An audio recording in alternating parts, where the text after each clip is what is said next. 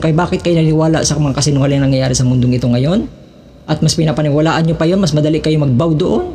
Pagdating sa salita, ang galing nyo mag-reject.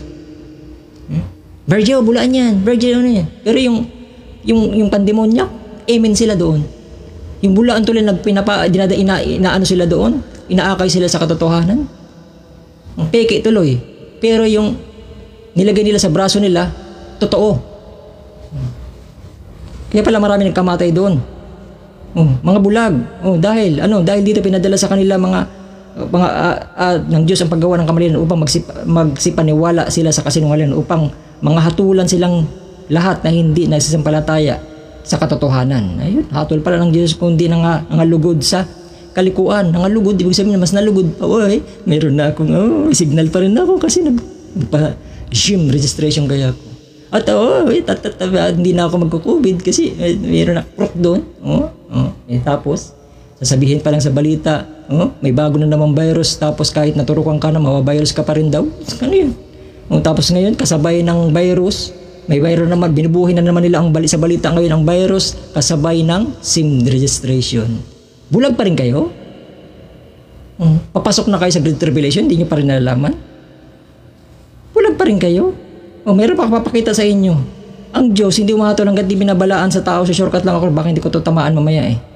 Shortcut lang ako dito. Pakihanap na lang, bitchy. Bulag pa rin kayo. Samantalang sinabi rito ng mga bagay na ito, Acts 2, 17-18, pakihanap lang Sister Bitchy, Acts 2, 17-18, ang napapansin nyo ba, ang daming babala nangyayari ngayon sa panahon ng markahan ng hayo? Mayroon nagbabala patungkol sa spiritual. Mayroon nagbabala tungkol sa mga science, tungkol sa mga nangyayari sa atin ngayon. Tapos mayroon nagbabala tungkol sa mga panaginip. Mayroon nagbabala na nagpanaginip na napapanood na ngayon sa Facebook na ngayon lang na nade-declare sabi ko nga doon, pinost ko pinagtitibay ng Diyos ang mensahe sa ministering ito kasi sinisigaw na ng ministry ito malapit ng pagtakas ng pag-agaw. Samantalang, yung sa Facebook na naglalabasan, nangangaginip din sila. Iba-ibang lahi, may Inchik, may Amerikano, mayroong Negro, may Pilipino. Sumasabay, nangangaginip din sila na ang Panginoon ay darating na. Amen. Tulog pa rin kayo. Ang babala ay sumisigaw na sa buong mundo, samantalang kayo ay kagaya ni Noe, nagsisikain, nagsisiinom, walang kalam-alam, dumating na pala ang paggunaw. Repent. Acts 2:17-18. Ang mangyayari sa huling araw. Bakit nangyayari yan? May mga hula na pinapaalam? Nagkulang ba ang Diyos para balaan tao? Hindi umahatol ang Diyos hanggang di binabalo ang tao. Tandaan nyo yan. Bakit may ganun? Nasa Bible Acts 2:17-18, ang mangyayari sa huling araw ay sabi ng Diyos na ibubuhos ko sa aking espiritu sa lahat ng laman at inyong mga anak ay lalaki ay babae manghuhula. Kaya sinasabi nila malapit ng pag-agaw sa mga ginip, nangaginip sila, tapos umiiyak yung bata, kabata-bata pa, kinakausap ang mami, nakita ko si Lord, tapos kinausap ako, tapos babalik na raw siya. Diba? Iba-ibang lahi. Tapos may susunod, iba na naman lahi. Tapos mayroong matanda, mayroong bata. Saan nangyayari yan? Sa dulo ng panahon, nagpaparamdam na ba? Ano pakiramdam nyo? Wala, nag-enjoy ako sa mundong ito. Ang dami kong pera eh. Yun ang problema. Ayun kasi Diyos mo. At ang anong anak ng lalaki at babae ng hula at mga iyong mga binata at mga nakakita at mga pangitain at mga iyong mga matatanda ay nagsisipangaginip at mga pangaginip. Oo, sa aking mga lingkod at lalaki at aking, kasama rin niyang lingkod, nagbababala rin. No? Di ba? Naalala yung nagpa-prophecy doon sa Manila, nalilindol sa Luzon, nangyari, di ba? Pagtapos ng December 31 na yun, tapos pagpasok ng taon, natupad. Oo, aking mga lingkod na lalaki at aking babae lingkod na babae at sa araw na yan, ibubuhos ko ang aking espiritu at magsisipang hula sila. Kaya nagaganap yun, iba-iba mga kaloob. Mga bata, kahit mga bata, nanghuhula sila na darating na ang Panginoon. Nagpaparamdam na ba? O ngayon, ano kapakaramdam nyo? Nanunuya? Hindi na bago yan. Ganun pa rin, ganun nangyari sa panahon ni Noe. Kaya nangyari, dahil nga sa ganun ang ginagawa nyo, ito na pinakahuli bago ako magtapos, Pinagdilim nga kayo dahil dito pinadala sa kanilang paggawa ng kamalian, kaya manhid upang magsipanala sila sa kasinungalingan, upang manghatulan silang lahat. Nagsisampalataya na hindi nagsisampalataya sa katotohanan, kundi nangalugod sa kalikuan. O tingnan nyo, simple lang ang quotes ng propeta. Lagi kong pinupusto para mapansin nyo kung anong nangyayari. Ano ba ang nakalagay dito sa SIM? Produkto ba to o hindi? Sagot. Kino-commercial ba to sa TV o hindi? Sagot. Negosyo ba to o hindi? Sagot. Ano ang mga doktor nung tinurok kayo ng bakulaw? Negosyo ba yon o hindi? Sagot. Kalakal ba yon at komersyo ba yon o hindi? Sagot. Ano sinabi ng propeta rito? 1963, ang unang tatak. Lahat na lang mga bagay na mga negosyo pinasok ng dragon sa huling araw na ito, sa huling nagaganap, sa huling kapanunan ito. Wala ko sinabi sa gitna. Sa dulo, mayroong magaganap na papasok na raw ang pagkatapos ng tanda ng hayop sa Revelation 13 ay magaganap daw. Magaganap, ibig sabihin, ang marka ng hayop sa pagtanggi ng salita, sa pagtanggi. Pero magaganap ang literal na panggigipit para tuksuin kang tumanggi. Kagaya ni Isaw, napilitan siyang tanggihan ang kanyang pagkamanganay.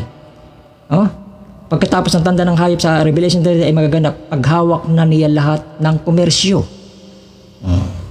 Ito, hindi to komersyo. Di ba? Ibig sabihin, hindi nyo makita ang marka ng hayop kasi nakatingin kayo sa hayop.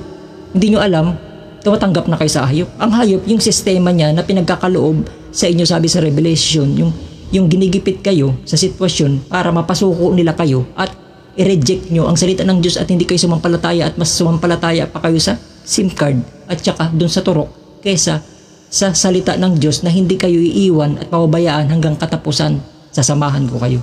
Hindi kayo naniwala ng Diyos, sa Diyos ng ganun. Mas sumampalataya kayo sa sistema, sa panggigipit nila para dahil sa kanilang pakay. Ano bang bakay nila? Magbawas ng populasyon dahil si Satanas ay nanggigigil na dahil konti na lang oras niya para yung mga taong nang kamatay na hindi nakapagsisi dahil niya sa impyerno.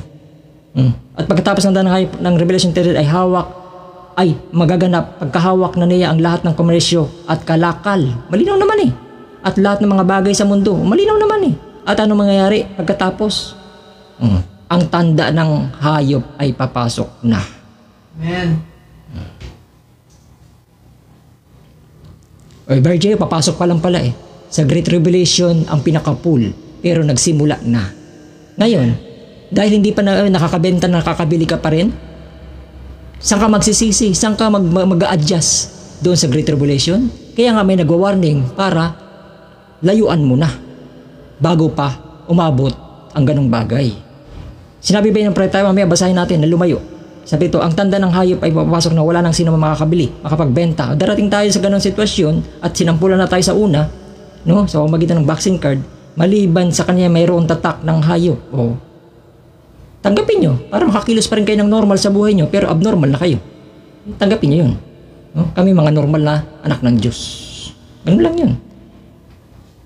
1965, ang binhi ng pagkalihis. Hindi ako maaaring manatili na sa labas nito. Kayo isang lalabas dito. Kung hindi ay papasok kayo rito. Walang tutungo sa kalagitnaan. Iyon ang magiging tatak ng halimaw. Walang taong makakabili o makakabenta maliban sa kanyang may tatak o nagtataglay ng pagkalihis. Ngayon, nanatili kayo sa labas nito. Lumabas kayo rito. Pinapalabas pala Ba't kayo nagsisipasok doon? Pagkus pumasok sa Panginoon, ayaw nyo. Takasan nyo ito, lumayo kayo rito, sabi ng propeta. Ang Diyos na sinasabi nilang pinaglilingkuran nila, siyang wawasak sa kanila. Hindi ba Diyos yun? Yung para makapagnegosyo ka sa pamamagitan ng SIM card? Dahil takot ka magutom, kagaya ni Isaw? Pagpapalit mo ang iyong pagkamanganay? Diyos-Diyosan mo yan. Lahat ng pinagpapalit mo, imbis na number 1 si Lord, ginagawa mo na lang pangalawa si Lord, Diyos mo yan. Sana klaro. Mateo 24:15. Kaya ano sabi rito, pag nakita ninyo ang kasuklam-suklam paninira sa pamamagitan ng Propeta Daniel na natatayo sa dakong banal, unawain ang bumabasa kung magsitakas. Magsitakas daw pala, umalis. Kayo nagdidikit-dikit pa kayo sa bundok ng nasa Juda at nasa bungan. Huwag nang bumaba upang makatakas sa mga bagay na ito sa loob ng kanyang mga bahay ay nasa bubungan. Huwag nang magsibalik upang kumuha ng kanyang mga balabal. Alam niyo sa panahon ni Lot, bago bumuhos ang apoy, pinaalis muna sila. Kaya binibigyan tayo ng pagkakataon na tumakas bago pa bumagsak ang galit ng Panginoon sa Great Tribulation. Pero anong ginagawa nyo? Hindi kayo nakikinig sa warning. No? Datapot sa aba ng nagdadalang tao nagpapasuso sa araw na yun at magpanalangin kayo huwag mangyari sa pagtakas ninyo sa panahon ng taginaw. Taginaw, malahininga. Sa sabat man, sapagkat kung magagayon, magkakaroon ng malaking kabigatian. Kabigatian na ngayon hindi pa nangyayari buhat ng pasimulan sa libot hanggang ngayon hindi na mangyayari kailanman. Ano pa? Revelation 13:4 at sila nagsisamba sa hayop. Ang tigas kasi ng ulo eh. Sabi na magsilayo. Nagsisamba pa rin sa hayop. Hindi mo, walang kami na negosyo. May nag-text sa akin, Bird, kayo. Ano paano yan? Delivery rider din ako. Nagtawag doon, naglalamove. Anong magandang gawin? Magandang gawin? Dumating na naabutan na tayo mga kabataan na naabutan ng tribulation ng panunggulan ng kahirapan. Isuko natin sa buhay natin dahil sabi ng Biblia na sa dulo ng panahon mapapasukin ng iglesia ng Panginoon ang persecution. Talagang ganun para lumabas kasi dapat magsaya ka pa nga eh. Alam mo bakit? Makakalungkot ang sitwasyon. Kasi tanda yan, mayroon namang pagtakas na magaganap. Kasi yung lalamob nandiyan lang yan. Pero yung naganap na ang dulo eh. Gusto na tayong agawin ng Panginoon sa pagtakas. Pag may nangyayari ng panggigipit, kagaya ng panahon nila Moises, hinahabol sila na Paraon, mayroon palang pulang dagat na mahahawi para iligtas sila. Anong tipo nun? Pag-agaw. Big sabihin, pag ginigipit na tayo ng panahon ngayon sa pamamagitan ng marka ng hayop, big sabihin, tanda yan na malapit na ang pagtakas sa pag-agaw. Ayaw nyo pa? Dapat magsaya pa kayo eh. Dahil, palibasa, naaliw kayo sa mundo dito sa hanap buhay. May pangako ng Panginoon sa araw ng millennium. Wala na, kakain na lang kayo. Lahat ng dadamputin nyo doon at wala nang kasalanan, wala nang demonyo doon eh. O kakain lang kayo at hindi na kayo pasimula pa, hindi naghihirap ang tao sa kanyang pagpapagal para lang dahil sa kasalanan. Wala nang kasalanan doon eh. Ngayon, gusto nyo pa rin, maglalalamove pa rin ako kahit nag-tribulation, nagbabagsakan ng atomic bomb, maglalalamove pa rin ako. Sino bibili sa'yo? Sino magpapadeliver nga ng bomba? At pwede pa pa-deliver doon sa Manila, ipapalalamove ko, magpapadeliver akong Granada. Mga puro sundalo na lang customer mo doon. Gumising ka. Sila nagsisamba sa dragon sapagkat ibinigay niya ang kanyang pamalaan sa hayop. Ibinigay, ibig sabihin, sumang-ayon ka sa sistemang pinagkaloob ng hayop na yun. No? Ibig sabihin, yung hayop yung may sa likod niya, yung may sistema, yung ginigipit ng tao nga. Sinasakal sila para isuko ang pananampalataya nila. Magsigising kayo, simple lang. Na nagsasabi, sino ang kagaya ng hayop at sinong nakakabaka sa kanya. 1964, Shalom. Page 36, isa sa mga araw na ito, sa huli na sa lahat kapag nakuha mo na ang marka. Pag nakuha mo na ang marka, huli na ang lahat. At tapos na, wala ka na magawa pa. Mahuli ka na sa sistemang yun. Ikaw ay minarkahan na ng sistemang iyon. Di ba may sistema na yan? May tatanggi nyo sistema yan? Sistema talaga yan. Kung may sistema sa spiritual sa simbahan, ganun din sa literal. Spiritual nga ang alagi eh. Type literal. No? Sistema yan. No? At sumasang-ayon ka sa sistema. Pag tananggap nyo ang marka na yon ng sistemang iyon, kaysa sa Diyos, namarkahan na kayo nun. O ngayon, may narinig ba kayo nagbawabala? Ibig sabihin, may pinto pa bukas. Magsisi kayo, pasok. Ganun lang kasimple, mahirap pa magsisi. Si Judas nagpakamatay, dali lang magsisi. Bakit si Pedro nagkanulo rin 3 beses pa nga kaysa kay Judas eh. Si Judas isa lang eh. Si Pedro nagpatuloy kasi nagsisi siya ng tama sa Diyos. Si Judas nagpakamatay. Grace na nga yun kaharap niya. Ang Diyos ay biyaya. Nagpakamatay. Why? Alam kasi ni Judas na ang pinagkanulo niya hindi basta-basta Diyos talaga. O kaya hindi na kayo makabalik doon kasi alam niyo may kinompromiso kayo na alam niyo Diyos. Kung may takot kayo sa Diyos ng totoo, magsisi kayo habang may nagbababala pa. Pag wala nang tinig na ganito, di ba, sa panahon ni Noe, buksan mo kami Noe, nagsisisi na kami. Alam ko sa huling araw na sa darating the Acts of the Lord, pag wala nang nagbiminsahe tungkol sa babala, may magsisisi na. Bantayin yung sinabi ko. May maniniwala na sa ministry ito. Bantayin yung sinabi ko. Si Gino maniniwala na yun sa propeta. Bantayin mo sinabi ko, Virgino. Ha? Sa araw na yan, pag wala nang nagbabala. Pero, pag wala na kayong tinig na nagsasalita patungkol magsipasok kayo, at doon lang kayo kagaya sa panahon ng mga tao, gusto na pumasok pero sarado na, wala ng grace. Tapos na po. Lagi na sa huli ang pagsisisi. Pagkatapos tayo tutungo sa susunod na ikapat na tatak at ng Antikristo ay naging isang kalipunan ng iba't ibang klaseng tao. Yun na yun, di ba? Ilan na ang ilan na ang sumasang-ayon sa para magpatuloy pa rin ang negosyo nila. Isang kalipunan ng iba't ibang klaseng tao at nagkaroon isang pangalan. Imbis na buhay ang pangalan nila, di ba? Ang pangalan natin ay buhay, Panginoong Kristo Jesus. Nagkaroon isang pangalan, kamatayan. Sinong author ng kamatayan? Si Satanas. Marka ng hayop talaga. 1955, konti na lang, Hebreo, ika-4 na kabanata. Ang taong sumusunod sa haliging apoy, ito naman sa mga nagpapatuloy, hayaan mo yan sila, ayaw nila eh. Gusto nilang kamatayan. Para naman sa mga buhay ang ating pag-usapan. Para sa mga buhay naman. Ang mga taong sumusunod sa haliging apoy, talagang may hirapan. Wala kami sinabing madali. Talagang may hirapan kami. Kasi kayo sumang-ayon, nakakapaghanap buhay kayo pa ng simple, pero may hirapan kami. Pero ano mangyayari sa amin? Ang taong sumusunod sa laging apoy talaga may hirapan, subalit nakahanda na sila sa pag-agaw sa panahong iyon. Kaya titigilan nyo yung kalalamubatan, mga inisip yung trabaho kung ganoon, dahil ang Diyos dumating ng panahon na dulo wala kayong magawa. Nagpipreach kayo sa panahon ng gayon, magkakaroon ng tribulation, pero dumadating na ayon yung paniwalaan na ito na. Di ba naman kayo? Parang Pariseo, nagpipreach sila na darating ang Misaya, pero sa kalagitnaan nila, pinapako pa nila sa krus. Di ba naman sila ganoon? Ganun lang yun, uulit lang sitwasyon. Siya nga, sadyang nakahanda na sa lumisan sapagkat siya'y dinaig ng kordero. Sabi ng Biblia, at mga kasamang sumunod sa kanya sapagkat sila'y tinawag ng mga lipi na mga tapat. Pag sinabing tapat talaga. Talagang tapat na totoo. Tapat na mga hinirang ng Diyos. Kaya kung ito ay hindi pa, kaya nga, paano tayo naging tapat? Revelation 3:10. Dahil dito tinupad mo ang aking pagtitiis. Pag maliban hindi ka nagtiis, hindi ka tapat. May nagtiis pala. Ilalayo kita sa oras na pagsubok na darating sa buong sanlibutan. Anong pagsubok sa darating sa buong sanlibutan? Deep introduction ng tribulation. Wala pa akong sinabing great Nagsisimula na ang tribulation. Buong sanlibutan Dahil tinupad mo, may tutup pa rin ka doon. Pagtatanggol mo ang kanyang salita dahil markahan mo ng hayop ng isa sa lubong sa'yo. Pag nagsimula na yun. Dahil tinupad mo ang sinabi na ikaw magtiis, ilalayo kita sa oras ng pagsubok sa darating sa buong sanlibutan upang subukin ang mga nananahan sa ibabaw ng lupa, daigdig. Kaya nga ang markang hayop pang daigdig Mateo 24:8, datapot ang lahat ng mga bagay nito ay siyang pasimula ng kahirapan. Nagsisimula na. At mayroong matinding kahirapan. 1963, bakit umiihip? Bakit magsibik at magsalita ka? Nalalaman natin, paubos na ang panahon. Nasa panahon na tayo ng pag-agaw.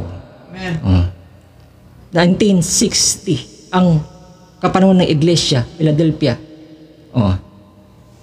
Sa panahon na nagtitiis tayong ganito, aktual, sa oras na ito, ayan yun, kaganapan. Nalalaman natin, paubos na ang panahon. Paubos na. Nandito na tayo sa parte na paubos ng panahon. Nasa panahon na tayo ng nalalapit na ang pag-agaw. Kaya pag dumating na at nalalapit na, that saith the Lord, tulog-tulog pang iba dyan, wala akong sinasabi rito na hindi nagmumula sa Diyos. Ito ay pinagtitiban niya, that saith the Lord, malapit na bumalik ang Diyos. Panginoong Kristo, 1960, ang kapanunan ng Iglesia ng Philadelphia. At pagkatapos ang nobya ay aagawin na. Amen. At ito'y lumisan na. At babalik muli ang kabigatian. Pag sinabing babalik muli, ibig sabihin nangyari na ito sa una na hindi nyo pinapaniwalaan, kagaya ng markahan ng hayop sa kanyang sistemang pinagkakaloob sa mga tao upang sakalin sa sistemang yun. Pagkatapos ng nobya agawin na at ito'y lumisan na, pag inagaw na sila, mayroong sinabi sa Bible, mayroong mga hindi makakatikman ng kamatayan, kukunin sila ng buhay, at ako sumasampalataya na isa ako doon dahil nagaganap na Alangin, patayin pa ako ng isa ko doon. At pagkatapos ang nobya ay agawin at ito'y lumisan na at babalik muli. Pag sinabi kasing babalik muli, ang kabighatian, nangyari na ito sa una. Anong klaseng kapaghatian? Anong pagkakaiba, Brother Jeho? Kasi kapaghatian pala, sabi mo nagsimulan na. Kapaghatian, dalawang kapaghatian? Hindi, isa lang. Kasi, sabi ng propeta rito, at babalik muling kapaghatian, bueno, ang malaking kapaghatian na mangyayari mismo sa harap ng buong mundo. Amen. Klaro o klarong-klaro. Kaya 1957, mga Hebreo ikalawang kabanata, number 1, page 55, kung mabigo kayo, kayo yan. Lumayo kasi kayo sa salita. Subalit, hanggat nanatili kayo sa salita, hindi ito maaaring mabigo sapagkat ang salita nga ng propeta ay gumagawa ng ganito ganoon. Gaano pa kaya ang salita ni Kristo? Kaya ano pa? Ano pang gagawin natin? Dapat na magpapasiya sa araw na to. Nasa loob na ang mga lipi ni Noe. Pamilya niya sa espiritual. Yung nagsipasok, nandoon na sila Noe sa loob ng arka at nagsisipasok ng mga hayop. Pagtapos ng mga hayop, hindi muna nagsara ang pinto. Hinantay pa ang mga tao magsipasok din. Ayaw pa rin na nagpapasok pero nasa loob na ng arka. Thus saith the Lord. Ganun ang tipo ngayon. Kung nagmarka na ng hayop, sabi ng Biblia, pag nakita niyo mga bagay nito, itaas ninyo ang inyong noo dahil malapit na magtubos. Pag sinatas ng noo, ibig sabihin maghanda na sa pag-agaw. Ibig sabihin, nagsipasok na kami sa spiritually na pag-agaw. Sa kapangyarihan, hindi sa salita lamang. Ibig sabihin, nagsincere ka na, nagsamba ka na sa espiritu at katotohanan ng purong-puro na walang halong kasinungalingan. Nasa arka na. Ngayon, pag may narinig pang kagaya nito mananawagan, may pintong makitid na bukas na kasya ka pang pumasok ng patagilid. Pagmasdan nyo, ano ang dapat, nagpapasaya dapat gawin ngayon? Magbalik sa Diyos sa purong salita at pagsampa sa espiritu at katotohanan. Ang sumasambit sa Diyos ay may pag-ibig sa kanyang kapatid at bilang ang umiibig sa Diyos ay iniibig niya ang kapwa gaya ng kanyang sarili. Ika'y bumalik na sa salita.